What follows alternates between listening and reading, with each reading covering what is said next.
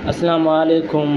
میرا آج کا ٹاپک ہوگا کہ ایک صحت مند انسان بار بار ڈاکٹروں کے پاس جانے کے باوجود، ہزاروں میڈیسنز کھانے کے باوجود، ہزاروں کورسیں لینے کے باوجود، مولاؤں کے پاس، ڈاکٹروں کے پاس، حکیموں کے پاس جانے کے باوجود وہ مریض ٹھیک کیوں نہیں ہوتا، کس وجہ سے نہیں ہوتا، تو اس کے حوالے سے میرا آج کا ٹاپک ہے۔ برائے مہربانی سمجھنے کے لیے آپ میرے اس ویڈیو کو آخر تک دیکھیں اور اعظم میڈیکل یوٹیوب چینل کو سبسکرائبر کریں، کیونکہ میں ہر روز نئے اچھے انفارمیشنز کے بارے میں آپ کے لیے ویڈیوز اپلوڈ کرتا ہوں۔ اگر آپ کو کوئی معلومات درکار ہو آپ مجھے کمنٹس کریں۔ میرے نیکسٹ ویڈیو کو سننے کے لیے آپ میرے چینل کو سبسکرائبر کریں اور بیل آئیکن گھنٹی کو بھی کلک کریں۔ اگر آپ کو میرا ویڈیو اچھا لگے تو اپنے دوستوں کو فیس بک میں، واٹس ایپ میں شیئر بھی کریں۔ ہزاروں میڈیسن، ہزاروں دوائیاں لینے کے باوجود مریض ٹھیک کیوں نہیں ہوتا، کس وجہ سے نہیں ہوتا، وہ ہے پختہ یقین۔ اگر آپ کو کسی بھی حکیم کے پاس، کسی بھی ملا کے پاس، کسی بھی ڈاکٹر کے پاس پختہ یقین ہو کہ میں یہاں سے ٹھیک ہو پاؤں گا، تو پھر آپ کو اسی ڈاکٹر کے پاس، اسی ملا کے پاس، اسی حکیم کے پاس آپ کو جا لینا چاہیے اور آپ کو مسلسل کورس لینا چاہیے، اور مسلسل کورس لینے کے بعد آپ کو پھر پوچھنا ہے کہ نیکسٹ تاریخ ہمارا کب ہے، تو اگلے نیکسٹ تاریخ کو بھی آپ کو جانا ہے، آپ کو مشورہ کرنا ہے، آپ کو اپنے ٹیسٹیں کرنے ہیں، آپ کو اپنا میڈیسن لینا ہے۔ ہر ایک چیز کا ایک لمٹ ہوتا ہے، ہر بیماری کا ایک کورس ہوتا ہے، کورس کے بعد مریض آسانی سے ٹھیک ہو پاتا۔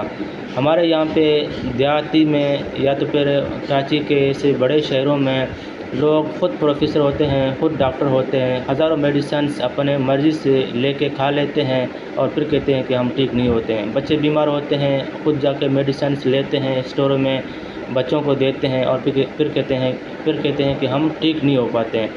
ہزاروں میڈیسنز ایک ٹائم لینے سے ٹھیک نہیں ہوگا، ہزاروں شربتیں لینے سے، اپنے بچوں کو دینے سے ٹھیک نہیں ہوتا۔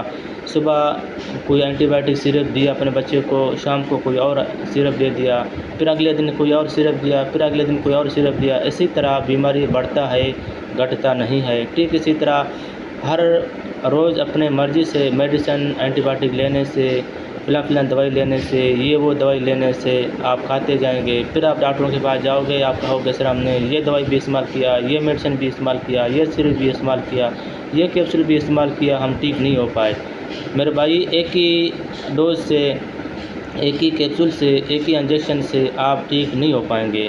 ملیریا کا بھی 7 دن کا ڈوز کورس ہوتا ہے، ٹائیفائڈ کا بھی 14 دن کورس ہوتا ہے اور 3 مہینہ اس کا پرہیز ہوتا ہے۔ ملیریا کے 7 دن کورس کے ساتھ ساتھ 7-8 دن تک پرہیز ہوتا ہے۔ مرچ مسالے، تلے ہوئی چیزیں، انڈا، گوشت نہیں کھا لینا چاہیے۔ ٹھیک اسی طرح ٹائیفائڈ بخار، آنتڑی اور معدے کا بخار ہے، اس میں بھی آپ کو سخت غذائیں جیسا کہ رول، سموسے، پکوڑے اور بڑا گوشت، انڈا، روٹی، یہ بالکل بند کر لینا چاہیے۔ نرم غذا آپ کو کھا لینا چاہیے۔ ٹھیک اسی طرح دست موشن کے لیے بھی آپ کو 3 دن تک آپ کو اینٹی بائیوٹک یا آپ کو میٹرونیڈازول استعمال کر لینا چاہیے اپنے فیملی ڈاکٹر کے مشورے کے مطابق۔ تو لوز موشن میں بھی کم از کم آپ کو 1 ہفتہ تک نرم غذائیں کھا لینا چاہیے میرے بھائی، اسی طرح علاج نہیں ہو پاتا۔ تو ٹھیک اسی طرح آپ صبح کسی اور ڈاکٹر کے پاس جاتے ہو، شام کو کسی اور ڈاکٹر کے پاس جاتے ہو، پھر اگلے دن صبح کسی اور ڈاکٹر کے پاس جاتے ہو، پھر نیکسٹ ایوننگ کو، مارننگ کو کسی اور ڈاکٹروں کے جاتے آپ اپنے پیسے ضائع کر رہے ہو اور آپ مزید مرض کو بڑھاتے جا رہے ہو پر گھٹاتے نہیں ہو۔